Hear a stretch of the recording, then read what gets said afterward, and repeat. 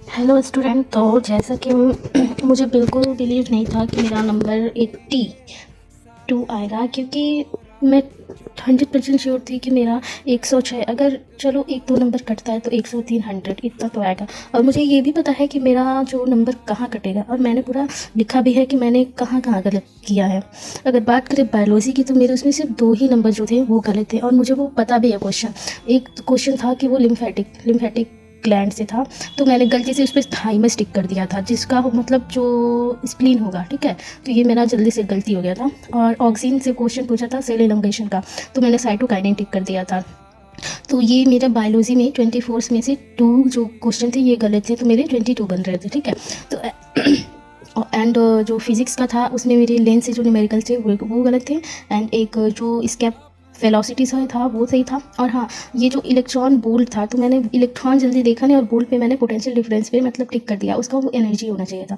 तो इसमें मेरे 3 गलत थे, तो मेरे फिजिक्स में 23 बन रहे थे। ऐसे ही मेरे केमिस्ट्री में भी थे, लोग मैंने यहाँ नोट नहीं किया है।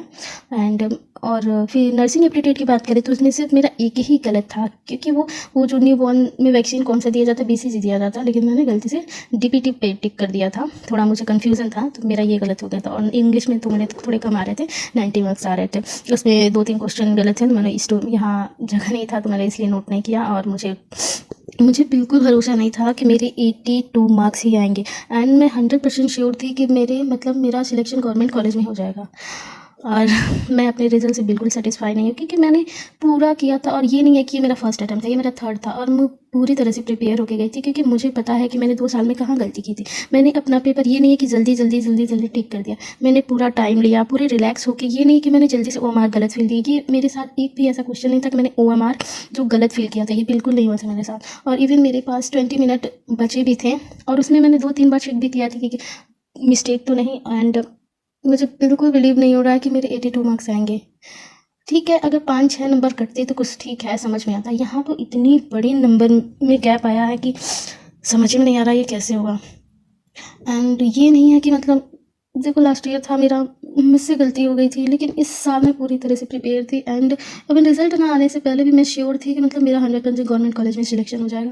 लेकिन मैंने अपना रिजल्ट 3:30 बजे सुबह में, मतलब वो पोर्टल चल नहीं रहा था, तो मैंने रात में ही देखा 3:30 बजे सुबह में, और तब से मेरी नींद गायब थी।